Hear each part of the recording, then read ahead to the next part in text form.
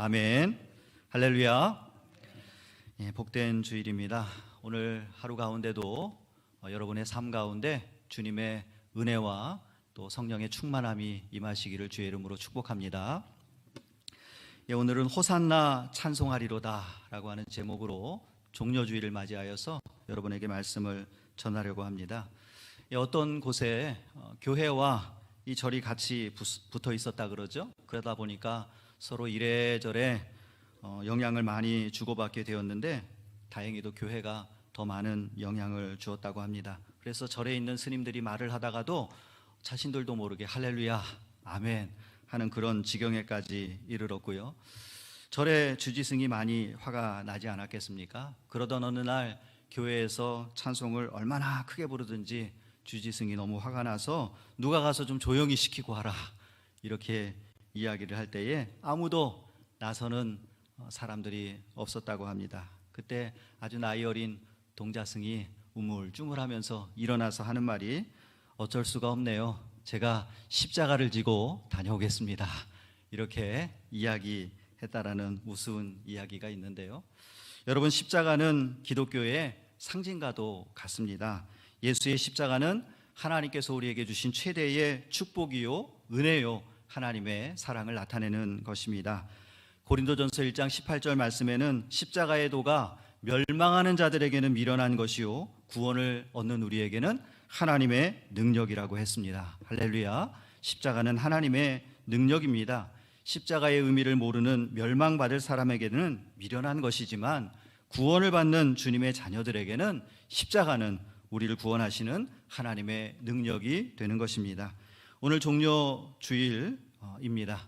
예수님이 십자가를 지시기 위해서 고난과 죽음으로 나아가시는 출발점이 되는 날입니다. 그러나 이것을 알지 못하는 수많은 무리들이 종려나무 가지를 흔들고 또 자신들의 겉옷을 깔고 호산나 찬송하리로다 이렇게 외치면서 주님을 맞이했던 날입니다. 예수님께서 하루 전날 베다니에 머무르셨는데요. 베다니에서 예루살렘으로 들어가는 길은 돌밭으로 된 언덕길입니다. 굉장히 가파른 언덕길인데 예수님께서는 이 돌밭으로 된 언덕길을 힘없는 나귀 새끼를 타시고 겸손하신 모습으로 사람들의 환호성 가운데 예루살렘으로 들어가셨습니다. 사람들은 이날이 정말 예수가 자신들을 구원할 승리의 날이 될 것으로 기대감을 가지고 환호했지만 예수님에게 이날은 고난과 죽음으로 나아가는 출발점이었다라고 하는 것이죠. 그러나 그 길의 끝에는 고난과 죽음을 넘어선 영광과 부활의 십자가가 예비되어 있었습니다. 이제 우리가 고난주간을 맞이하면서 사랑하는 성도 여러분들은 예수님의 순환과 죽으심을 그 어느 때보다도 깊이 묵상하고 또 기도하며 한 주간을 보낼 수 있기를 바랍니다. 참 요즘 여러 가지로 우리가 많이 힘들어요. 그래서 우리의 고난을 생각하기 쉬운데요. 적어도 이번 한 주간만큼은 우리의 고난이 아니라 나의 고난이 아니라 우리를 위해서 고난당하신 주님의 고난을 깊이 묵상하는 그런 한 주간 되시기를 주의 이름으로 축복합니다. 오늘 예루살렘에 입성하시는 우리 예수님의 모습이 담긴 본문 말씀을 통해서 두 가지로 오늘 하나님의 말씀을 함께 나누고자 합니다. 첫 번째로 예수님은 주의 이름으로 오신 우리의 구원자이십니다. 여러분, 예수님께서 왜 이렇게 이 세상에 오셔서 고난과 죽음을 맞이하셨습니까? 바로 우리를 구원하시기 위해서 이 땅에 오신 것 아닙니까? 그래서 마태복음 1장 21절 말씀 보니까 이는 그가 자기 백성을 그들의 죄에서 구원할 자이심이라고 했습니다. 구약 성경은 이 땅에 오실 그리스도의 고난과 죽음을 통해서 그를 믿는 사람들에게 죄 사함의 구원과 죄로부터 자유를 가져다 줄 것을 예언하였고요. 그리고 그 약속하신 대로 예수님을 통해서 그 일이 성취되어졌다라고 하는 것입니다. 오늘 예수님께서 예루살렘에 들어가시고 4일 후에 대제사장들에게 잡혀 고난당하시고 십자가에 달려 죽으신 사건은 우발적이거나 어떤 우연히 일어난 사건이 아니라고 하는 거예요. 또한 예수님께서 예상하지 못하시다가 갑자기 당한 불행한 일이 아니라고 하는 사실입니다. 예수님은 이 땅의 정치적인 왕이 되기 위해서 노력하시다가 실패한 자칭 유대인의 왕이 결코 아니셨습니다. 예수 그리스도의 고난과 죽음은 바로 자기 백성을 죄에서 구원하시기 위해서 태초부터 계획하신 하나님의 작정과 섭리에 따라 이루어진 것입니다. 예수께서는 자기 백성들을 구원하시려고 그리고 십자가에 달려 죽으시기 위해서 이 땅에 계획하시고 오셨습니다. 그리고 예수께서는 하나님 아버지의 뜻에 전적으로 순종하심으로 이 일을 다 이루셨습니다. 여러분, 이 일을 믿으시죠? 믿으시기를 주의 이름으로 축복합니다. 사랑의 하나님은 우리 인간들이 죄악 가운데 고통당하며 살다가 영원한 지옥불에 던져지는 것을 그냥 팔짱 끼고 지켜보며 즐기시는 분이 결코 아니십니다. 자신의 유일하신 아들까지 십자가의 제물로 내어주시기까지 당신이 택하신 백성들을 찾으시고 구원하시는 분이 바로 우리 하나님이십니다. 사랑하는 여러분, 그러므로 우리가 받아야 할 이 고난과 죽음의 짐을 대신 지시고 십자가 위에 달려 죽으신 우리 주 예수 그리스도의 은혜를 더욱 깊이 묵상하는 그런 고난주간 되시기를 바랍니다. 예수님께서 예루살렘에 들어가실 때 사람들이 막 환호했어요. 그러나 예수님께서는 오늘 본문 말씀해 보니까 어린 나귀 한 마리를 타고 입성을 하셨습니다. 당시에 왕이나 개선 장군이 입성할 때는 에쿠스를 탔다고 합니다. 여러분, 에쿠스 잘 아시죠? 한국에서 에쿠스 탄다 그러면 성공한 사람이에요. 그래요? 요즘은 어떤지 모르겠어요. 아무튼 옛날에는 그랬어요. 그래서 에쿠스를 탔다라고 했는데요. 그 에쿠스라고 하는 말의 뜻이 말이라고 하는 뜻이고요. 특별히 아주 훌륭한 말, 당시에 백말을 상징하는 단어입니다. 그래서 한국에서는 이 에쿠스는 성공의 상징인데요. 예수님께서는 그런 멋진 말 에쿠스를 타고 입성하시지 않았고요. 차라리 그냥 걸어가시기라도 했으면 더 좋았을 텐데 오히려 오늘 본문 말씀 보니까 어린 나귀를 타셨다. 여러분 잘 아시는 대로 나귀는 개보다는 조금 큰 사이즈입니다. 참으로 이해하기 힘든 선택인 것 같습니다.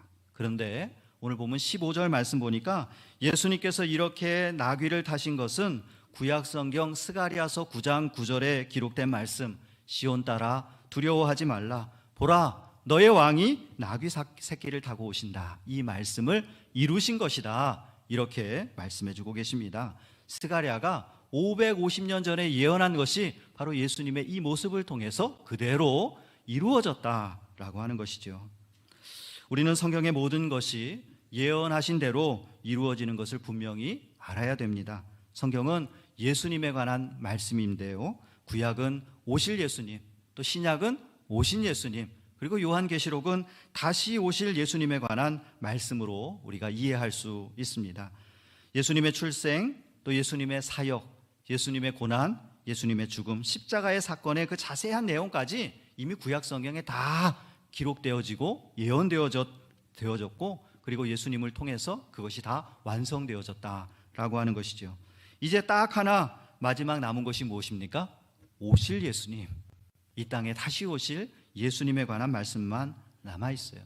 그래서 우리는 흔히 이렇게 이야기합니다. 성경 66권 가운데 65권은 다 이루어졌고 마지막 한 권만 이제 이루어질 것이 남아 있다, 이렇게 이야기하는데요. 여러분, 우리 주님 다시 오실 때에 영광 중에 다시 오실 것을 반드시 믿는 여러분 되시기를 주의 이름으로 축복합니다. 2차 대전 당시에 필리핀에 머물고 있던 메가더 장군이 갑자기 일본군이 침략하는 바람에 필리핀에서 철수하게 되었다고 합니다. 그때 이 메가더 장군은 필리핀 주민들에게 약속을 했다 그래요. 내가 반드시 다시 돌아오겠습니다. 그리고 메가더 장군은 3년 후에 다시 필리핀에 돌아왔습니다. 그리고 그는 다시 이렇게 말합니다. 내가 약속대로 다시 왔습니다. 세상의 사람도 자신의 약속을 지키려고 실천하는데 우리 주님도 약속대로 반드시 오실 것입니다. 우리는 이것을 모르고 찬송가의 한 소절처럼 언제 주님 다시 오실는지 아는 이가 없으니 하면서 우리의 삶 가운데 재림신앙을 잃어버리고 살아가고 있습니다. 그러나 여러분, 주님은 반드시 오십니다. 그때를 우리가 지금 기억하지 못하고 살아가고 있다라고 하는 것이죠. 저기 동부에 뉴욕주에 가면 나이아가라 폭포가 있는데요, 나이아가라 폴에 가면 그 나이아가라 폴의 기록 영화를 보여주는 극장이 있습니다. 그 영화에 보면 옛날에는 나이아가라 폭포 앞까지 배가 이렇게 들어갈 수 있었다고 합니다. 그런데 가끔씩 배에 탄 사람들이 바로 밑에, 바로 앞에 그 높은 나이아가라 폭포가 있는 것을 생각지 못하고 그냥 그곳에서 유유자적하며 놀다가 바로 폭포 앞에 가서야 나오려고 애쓰지만 나올 수 있겠습니까? 나올 수가 없어서 떨어져서 죽는 사건들이 있었다라고 합니다. 여러분, 우리가 정신 바싹 차려야 됩니다. 베드로전서 3장 7절 말씀, 만물의 마지막이 가까웠으니 그러므로 너희는 정신을 차리고 근신하여 기도하라. 우리가 늘 정신 차리고 깨어서, 바짝 정신 차리고 깨어서 주님 맞을 준비를 해야 될 줄로 믿습니다. 우리가 살아가는 이 세상에는 참으로 많은 고난이 있습니다. 특별히 당장 우리가 지금 당하고 있는 이 코로나 바이러스로 인한 고난을 여러분 한번 생각해 보십시오. 얼마나 어렵습니까? 제가 어젯밤 늦게 뉴스를 확인했는데 이 미국에서만 모든 경제 활동이 멈춰진 상황이 되었고, 이제 마켓에 먹을 거 사러 갈 일도 걱정이 돼요. 그래서 잘 안 가게 되는 그런 어려운 때에 우리가 이것을 이기게 해주는 것이 무엇입니까? 재림신앙이에요. 우리가 어렵고 고난 가운데 살아갈지라도 예수 그리스도께서 이 땅에 오셔서 반드시 하나님의 나라를 회복해 주실 것이고 우리에게는 영원한 천국 소망이 있음을 다시 한번 믿는 여러분 되시기를, 그런 소망 가운데 살아가는 여러분 되시기를 주의 이름으로 축복합니다. 사랑하는 성도 여러분, 주님께서는 약속하신 대로 우리를 구원하시기 위해서 이 땅에 찾아오신 우리의 구원자 예수 그리스도이십니다. 그분을 왕으로 고백하며 살아가는 여러분 되시기를 주의 이름으로 축복합니다. 두 번째로, 구원자 예수님과 우리가 인격적으로 만남이 있어야 합니다. 많은 사람들이 이 예수님이 누구신지 아는 것 같지만 모른 채로 신앙생활하는 분들이 참 많아요. 때로는 깜짝 놀랄 경우가 있어요. 한 30년 신앙생활했다고 하는데도 예수님을 어떤 분이신 줄 알지 못하고 온전히 믿는다, 정말 주로 고백하지 못하는 그런 분들을 볼 때도 있는데요, 우리가 예수님을 안다고 하는 것, 예수님을 믿는다고 하는 것은 주님과 1대1로 인격적인 관계를, 교제를 갖는 것을 의미합니다. 1대1의 만남이라고 하는 거예요. 그냥 적당히 아는 것은 아무 의미가 없습니다. 성경에 보면 사탄도 예수님이 누구신 줄 알더라고요. 그래서 예수님을 보면 그냥 벌벌 떨면서 하나님의 아들이시여 저희를 떠나소서 이렇게 간청하는 것을 우리가 보게 되는데요, 그러나 그렇다고 해서 그들이 예수님 믿는다라고 말할 수는 없는 것 아니겠습니까?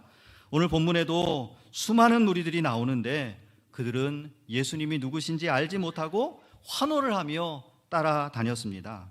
당시 예루살렘에는 약 5만 명 정도가 살고 있었다고 합니다. 그러나 이 오늘처럼 이 본문의 배경처럼 6월절이 되면 6월절 명절 기간에는 약 100만 명 정도가 모였다고 합니다. 이렇게 각 지역에서 올라온 수많은 무리 가운데는 예수님의 기적을 직접 보았던 사람들도 섞여 있었고, 특별히 오늘 본문 17절과 18절 말씀에 보면 나사로를 무덤에서 살리신 바로 그 예수님을 증언하는 사람들이 있었고, 그 증언, 그 표적 행하심을 듣고 무리가 예수님을 맞이했다. 예수님과 인격적인 관계가 있었던 것이 아니고요, 그냥 소문만 듣고 아니 예수님이 그렇게 대단한 분이야 하면서 환호하면서 예수님을 맞이했다라고 하는 거예요.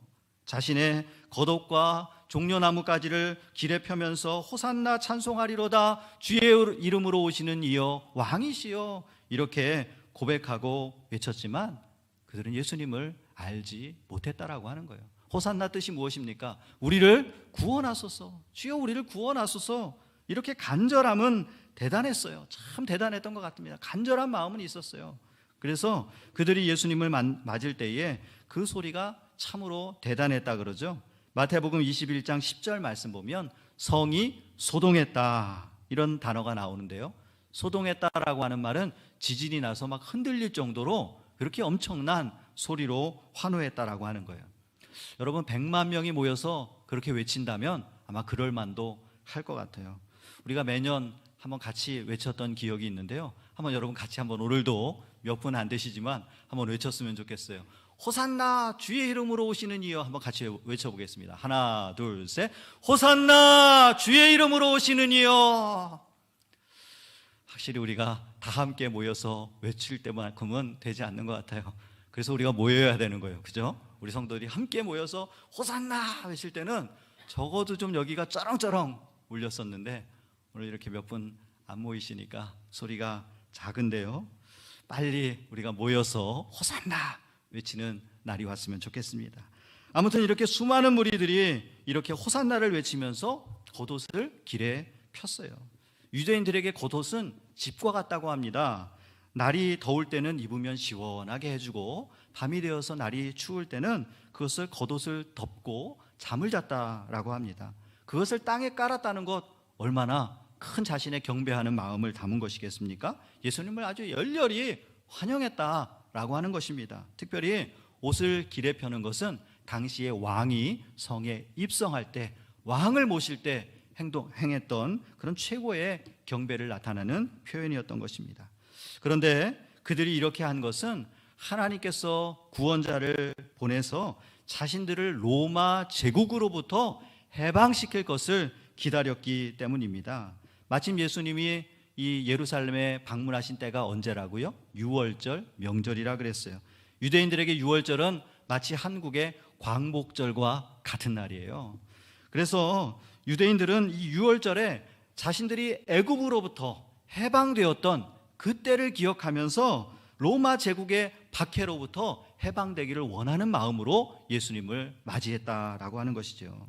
그들은 이러한 구원의 소망을 가지고 예수님을 찬양했습니다. 그러나 4일이 지나고 나니까 4일 지난 후에 보니까 그들은 모두 사라져버리고 빌라도 법정에서는 예수님을 십자가에 못 박으라고 외치는 사람들만 남았어요. 예수를 십자가에 못 박으소서, 예수를 십자가에 못 박으소서.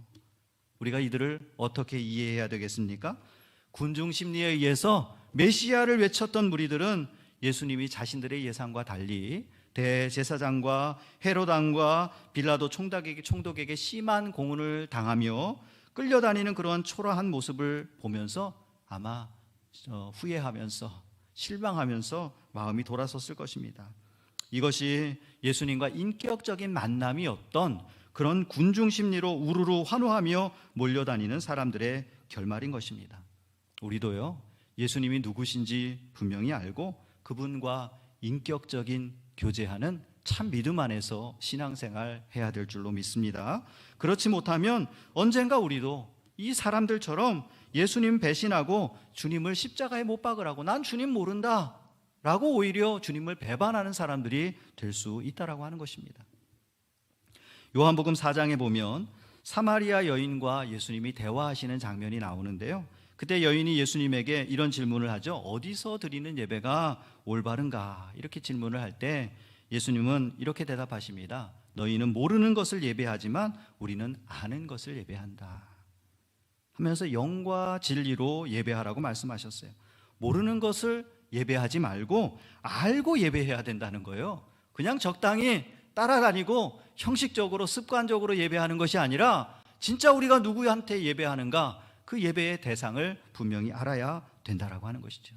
알고 믿는 그렇게 신앙생활하는 축복의 사람들이 되시길 바랍니다. 오늘 본문 말씀 바로 앞에 보면 요한복음 12장 1절부터 8절까지의 말씀을 보면 예수님과 인격적인 만남을 가졌던 한 여인에 관한 사건, 그 내용이 나옵니다.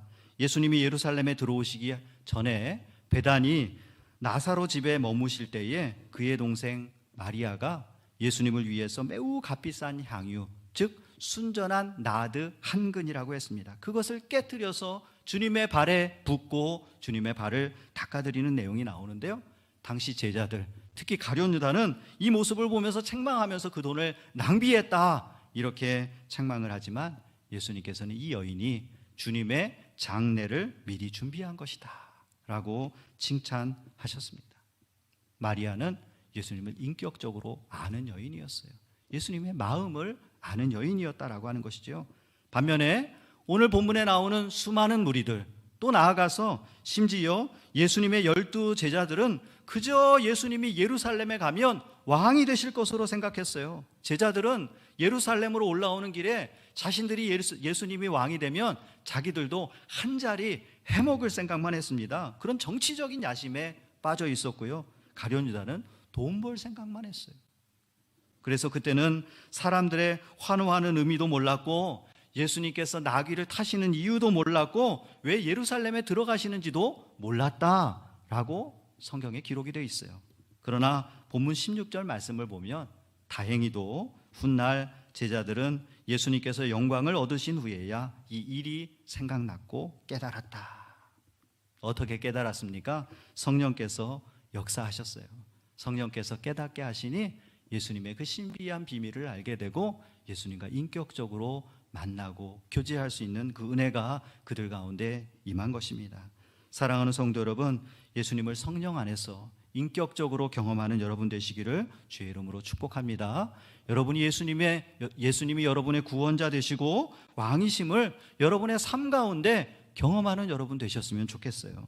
특별히 이 고난주간 가운데 성령의 도우심을 구하며 주님 인격적으로 만나는 시간이 되기를 원합니다. 그냥 지식으로만 알고 그냥 주님 고난 받으셨구나 이렇게 그냥 입술로만 고백하는 것이 아니라 진짜 주님의 고난이 나의 고난이 되기를 원하고 주님의 십자가가 나의 십자가가 되기를 원합니다. 이렇게 우리의 지성과 감성을 넘어서 성령의 역사 가운데 주님을 인격적으로 만나고 영접하는 여러분 모두 되시기를 주의 이름으로 축복합니다. 이제 말씀을 맺으려고 합니다. 이번 주간 고난주간입니다. 여러분 어떻게 주님의 고난에 참여하시겠습니까? 우리가 예전 같으면 금식 기도도 하고요, 또 금욕적으로 절제하는 생활을 했는데 지금은 그러지 않아도 될 그런 상황 가운데 있어요. 모든 것이 절제할 수 있는 좋은 상황 가운데 있는데요, 우리가 어떻게 한 주간을 보내시겠습니까?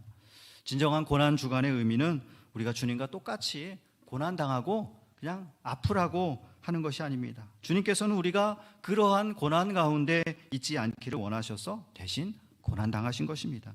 진정한 고난주간의 의미는 주님이 나를 위해 십자가를 지셨다는 것을 믿고 감사하는 삶이 되어야 합니다. 그리고 감사하는 사람은 소망이 있습니다.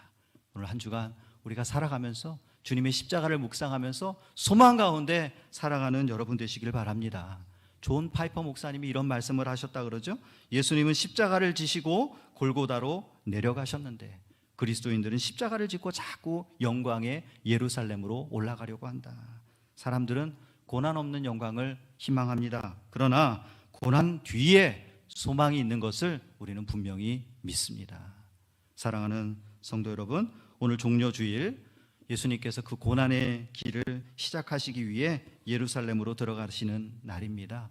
이 고난의 길은 바로 우리를 위해서, 우리를 죄에서 구원하시기 위해서 십자가를 지기 위해 가신 길입니다. 우리 위해 고난 받으시고 우리를 위해 주께서 부활하셨습니다. 그 예수님만이 우리의 주님이시고 구원자이십니다. 그분만이 우리의 왕이십니다. 오늘 종려주일 그렇게 고백함으로 주님 앞에 믿음으로 나아가는 여러분 되시기를 다시 한번 주의 이름으로 축복합니다.